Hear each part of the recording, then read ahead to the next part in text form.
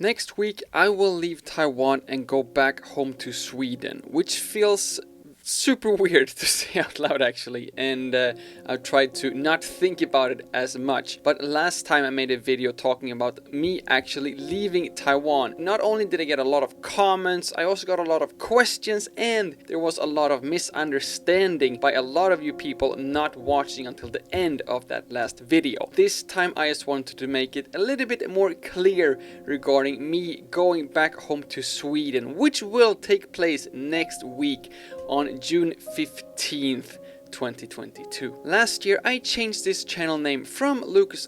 which is my name, to 外国人介绍台湾, which is my purpose here in Taiwan. And the reason for that name change was that I wanted this channel to be so much more than just about myself, and I wanted to talk about other foreigners showing me their life here in Taiwan, which, to be fair, I think I've done a pretty good job with, interviewing as many interesting foreigners as I could possibly think of and find here in Taiwan. So this video is a little bit of a pause, a little bit of a break from 外国人介绍台湾 to, I guess, 外国人explaining what is actually going on in Lukas Engström's life right now.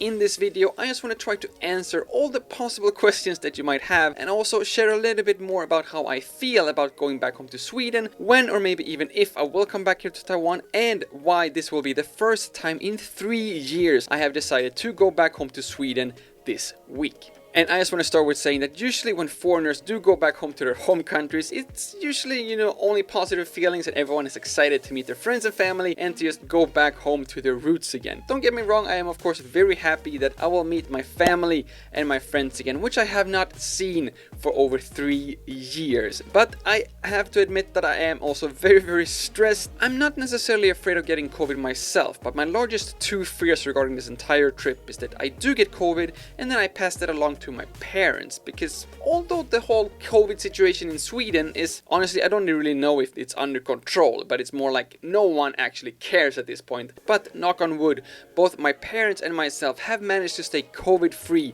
this entire time. I guess the main reason for this is that they have actually been living in quarantine out in the Swedish forest for the past 30 years. And I just feel like it would be so unfortunate and so sad if I would actually get COVID during my transfer to Sweden, and then somehow I will give that to my parents as well. And then the second one is a little bit more selfish, and that is that I will actually get COVID in Sweden, which will then interfere with my plans on coming back here to Taiwan. Right now, I believe that when I do come back here to Taiwan, I would only need to do 7 days of home quarantine. Yuan would hopefully not be here, so I will actually be able to stay in my room, in my apartment, and just having 7 days of editing, which, to be fair, is pretty much how most of my life looked anyway. But if I would actually be positive coming back here to Taiwan, I'm pretty sure they will still allow me to come back into Taiwan,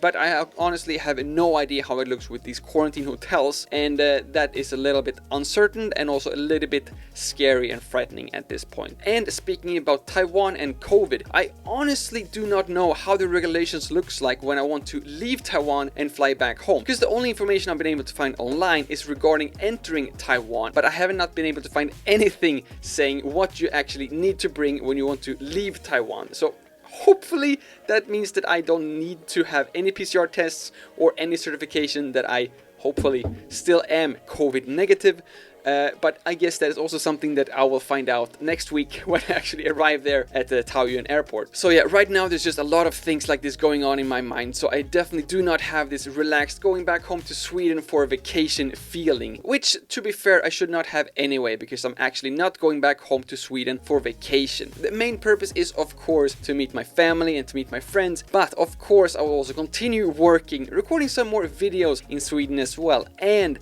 as if that was not enough, I am also going to try to get some JBW.TW job done as well, with our first in-person meeting with our suppliers, and who knows, maybe even find some more suppliers so we will be able to offer some more Swedish foods and drinks here in Taiwan as well. But that is something that I have to deal with next week, because there's still a lot of things that I have to do before I can actually even go on the plane and head back home to Sweden. For example, continue with this video and trying to answer the most anticipated questions that I think that you might have regarding me going back home to Sweden. For example, why haven't I been back home to Sweden during these last 3 years? The most obvious answer to that question is of course COVID, and I don't think we have to go into detail how COVID situation has been internationally versus Taiwan the first 2 years of the pandemic, but I just wanted to mention that me going back home to Sweden has absolutely nothing to do with the current COVID situation here in Taiwan. It does, however, have a lot to do with my life here in Taiwan, and that is that my life is here in Taiwan. Taiwan is my home. This is where I have my girlfriend,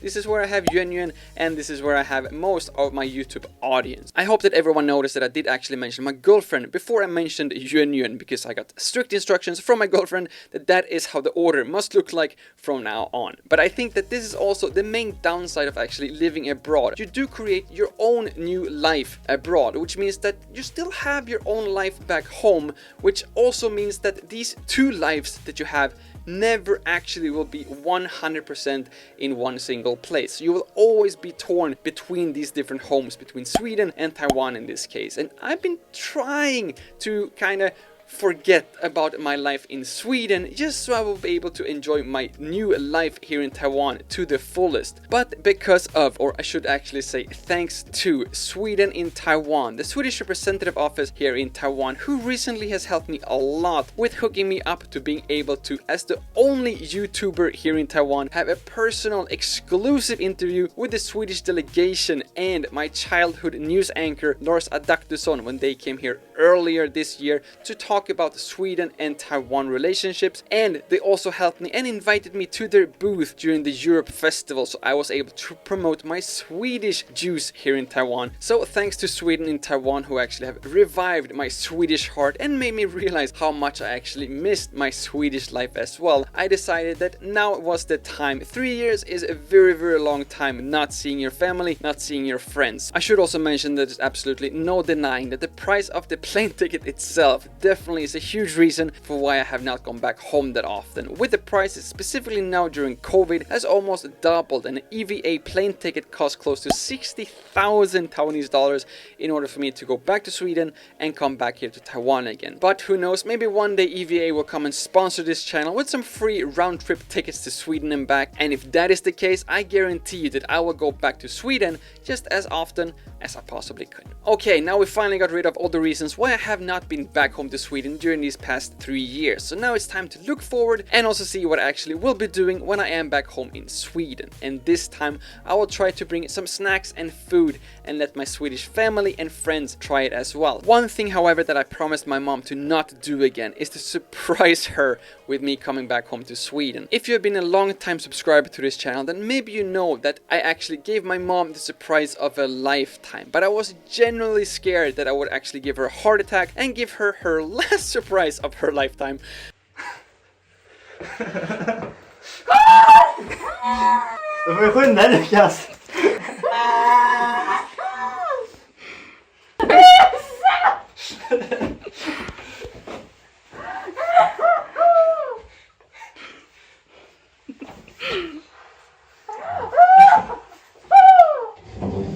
And that is also why I can make this video, why I am still physically here in Taiwan, because my mom this time 100% knows that I am gonna come home. And not only that, she actually gave me her wish list of the Taiwanese items that my mom asked me to bring specifically from Taiwan to Sweden, which also reminds me that I have to go and buy those things, which gives me even more things to do before I actually get on that plane. And it will not be until I'm actually in the seat and it is taking off towards Sweden where I will actually be able to sit down, relax, turn on a movie, and just enjoy the fact that I'm now on my way back home to Sweden again. Well, honestly, since I do love to stay productive all the time and to just continue learning new things all the time, instead of just watching a movie or taking a nap, I think that I will spend most of my flight back home to Sweden with the sponsor of today's video, Skillshare.